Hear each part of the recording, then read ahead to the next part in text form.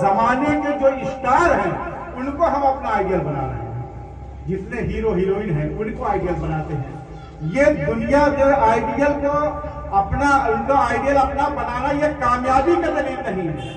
جب نبی کے مکرم کو اپنا آئیڈیل بنائیے، ان کے اصحاب کو بنائیے گا، تابعین کو بنائیے گا، تب دنیا بھی کامیاب ہوگی، آپ لوگ بھی کامیاب ہوگی۔ یہ حضرت غوث پاک کی آج محفل ہے۔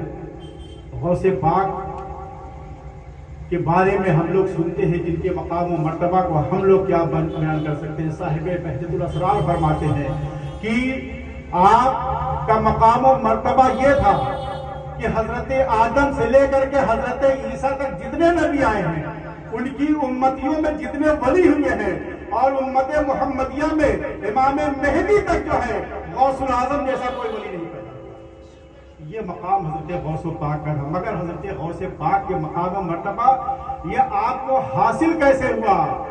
یہ آپ اپنی والدہ کی خدمت اور ان کے بتائے ہوئے طریقے پر اپنی زندگی گزاری، اللہ نے یہ مقام و مرتبہ آپ کو عطا فرمایا۔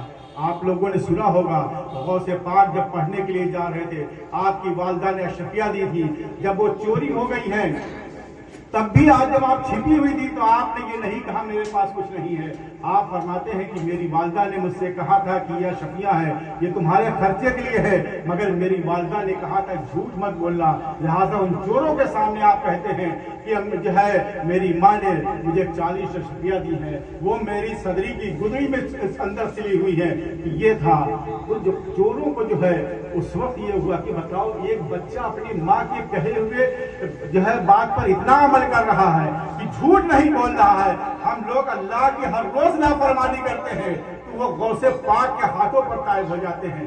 یہ ماں کا جو ہے صلہ رہتا ہے۔ آپ فرماتے ہیں کہ درست العلم حتی صرت قطباً، میں نے اتنا علم حاصل کیا کہ مجھ کو اللہ نے مقام قطبیت پر فائز فرما دیا۔ اور آپ فرماتے ہیں کہ نظر تو الی بلاد اللہ جمعاً کخردلۃ الی حکم اتصالی، میں اللہ کے شہروں کو اس طریقے سے دیکھتا ہوں جیسے ہاتھ کی ہتھیلی پر رائی کے دانے کو دیکھا جاتا ہے۔ آج ہمارا حال کیا ہے کہ آج ہم 2 وقت کی نماز پڑھ لیتے تو ہم سمجھتے سب سے بڑے نمازی ہم ہی ہو گئے ہیں اور زمانے کے ولی کامل ہم ہو گئے ہیں۔ مگر آپ عشرہ مبشرہ جن کو کہتے ہیں، ان کے بارے میں جن کو اللہ نے دنیا میں جنت کی بشارت دی تھی، ان کی حالات زندگی پر یہ رات کی تاریکیوں میں اپنے سر کو سجدے میں رکھ کر گڑ گڑاتے تھے کہ پروردگار میں بہت گنہگار ہوں، بہت سے احکام ہوں۔ آج ہمارا کیا حال ہے؟